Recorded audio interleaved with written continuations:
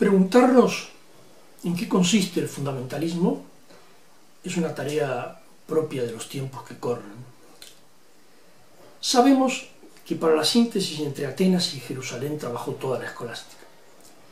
Pero ese guión que había conseguido vertebrar toda una teoría del mundo, ¿no?, omnicomprensiva, en la que el orden de la tierra reflejaba el orden del cielo y en la que el universo estaba henchido de sentido, saltó por los aires.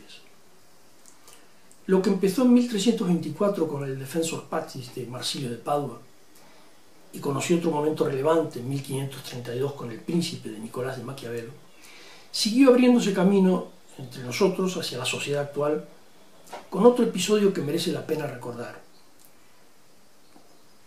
Pero antes que nada digamos algo en lo que no suelen reparar los que leen El Príncipe de Maquiavelo.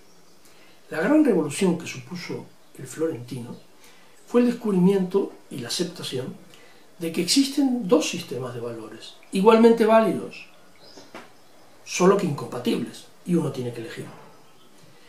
Uno es el sistema de valores paganos, otro es el sistema de valores cristianos. Siglos antes que él, Agustín de Hipona había condenado a los primeros como falsos y había aceptado a los segundos como los únicos verdaderos. Pero Maquiavelo abre una grieta importante en el inconmovible edificio medieval de la escolástica. Son dos los sistemas de valores y los dos son igualmente verdaderos, pero incompatibles. Ese panorama cultural en nuestros días se abre a otras propuestas axiológicas, como veremos en otro momento. Si Marsilio de Padua y Maquiavelo rompen la pasarela por la que la teología legitimaba a la política, ese otro gran episodio al que nos referíamos hace un momento abre la puerta a otra manera de pensar, basada en la observación y en la mentalidad y la actitud científica. Es Galileo, que es físico, que es ingeniero, matemático y que también tuvo tiempo para la música, la pintura y la literatura, el que protagoniza este gran momento de la historia. Galileo instaura una nueva manera de enfrentarse al mundo. Para buscar la verdad no recurre a los textos sagrados ni a Aristóteles, recurre a la observación. Esa sociedad que se abre frente al hermético mundo mental de la Edad Media es el precedente de la sociedad de nuestro tiempo, como dijimos antes, que es la sociedad del pluralismo filosófico, del modo en que la entiende Isaiah Berlin. En las modernas sociedades occidentales, las doctrinas religiosas tienen que medirse con la competencia premiante de otras instancias de fe, y de otras pretensiones de verdad, y de otras maneras de argumentar, y hasta otras maneras de concebir la verdad. Y la respuesta que intentan algunos, el fundamentalismo, ni cautiva, ni convence, ni tiene futuro, pues se trata del típico movimiento hacia el pasado, un cronismo patológico, una fuga hacia un tiempo en el que algo primordial ocurrió, o se supone que ocurrió, es una creencia, que revela una clara inadecuación al presente y a su cultura. Pero, ¿qué es el fundamentalismo? ¿En qué consiste el fundamentalismo? Antes de proseguir, entonces, abramos un paréntesis para explicar qué es el fundamentalismo. Para empezar, digamos que el fundamentalismo es un arcaísmo. Y los arcaísmos son estériles, como los futurismos voluntaristas, sin anclaje en la realidad compleja y contradictoria. Si el fundamentalismo es un arcaísmo, el marxismo, en su versión política, es un futurismo. ¿Y qué pasa con los arcaísmos y los futurismos? ¿Por qué parece ser que los meto todos en la misma caja o en la misma categoría? Son distintos, pero en algo se parecen, lo cual justifica esta charla. Y es que uno y otro son fugas de la realidad.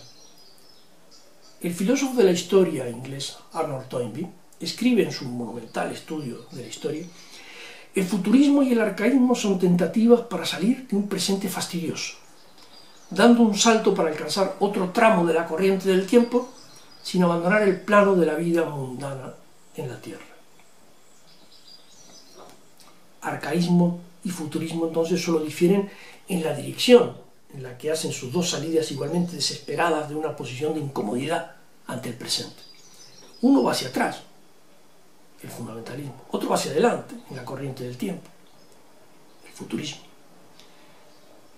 Harold Bloom, en sus escritos sobre religión, dice que el fundamentalismo es antiintelectual con saña, no solo antiintelectual con saña.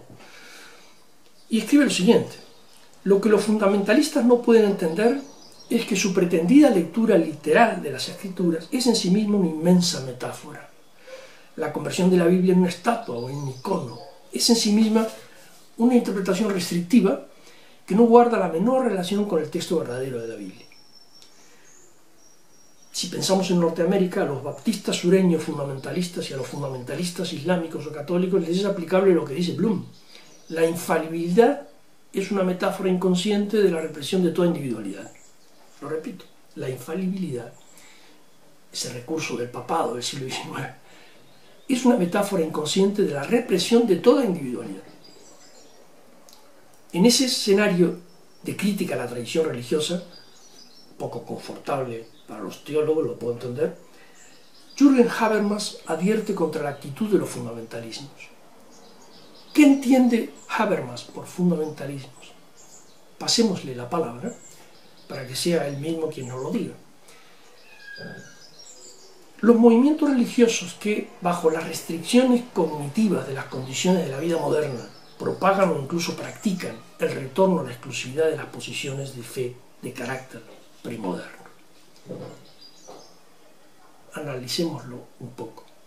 Fundamentalismos son los movimientos religiosos que, bajo las restricciones cognitivas de las condiciones de la vida moderna, distintas de las restricciones cognitivas de las condiciones de la vida medieval, propagan o incluso practican el retorno a la exclusividad de las posiciones de fe de carácter premoderno. O sea, como si entre la Edad Media y nosotros no hubiera pasado nada. Nada. Como si no hubiera nuevos textos, nuevos argumentos.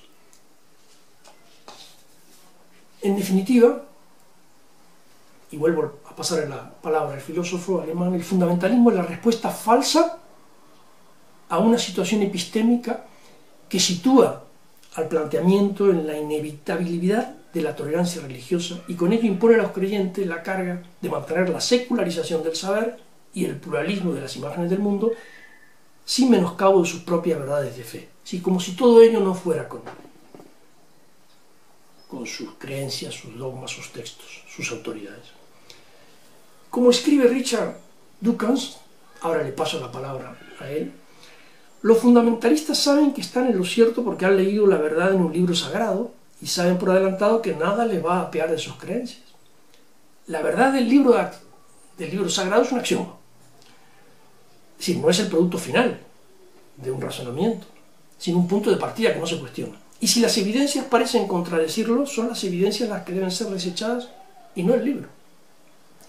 Dawkins afirma que los talibanes afganos y los talibanes estadounidenses son un buen ejemplo de individuos que se toman en serio y de modo literal las escrituras. Bueno, hay que añadir que también en la Iglesia Católica hay talibanes, ¿no? Resumiendo lo anterior, diremos que el fundamentalismo no tiene relación alguna con la realidad.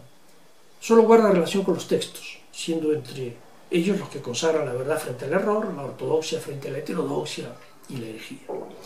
El fundamentalismo otorga a antiguos textos una dignidad superlativa, un prestigio desproporcionado en relación con sus merecimientos y en relación también con su origen, pues el que los escribió no era superior a nosotros y habría que ver qué quiso significar escribirlo.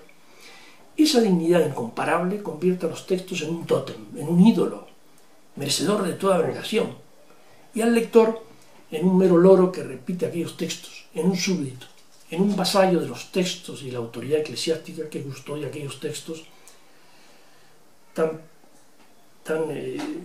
celosamente guardados, ¿verdad?, por sus protectores, por sus guardianes. Quiero terminar con unas palabras muy breves. No se equivocaba un antiguo profesor de la Universidad de Navarra, don Álvaro Dors, cuando decía que la teología no es una ciencia de Dios, es una ciencia de textos. Y no se equivocaba Joseph Campbell cuando decía que los relatos religiosos no describen hechos históricos, sino que son metáforas. Pero nada de esto se le puede explicar a los fundamentalistas de toda laya y condición.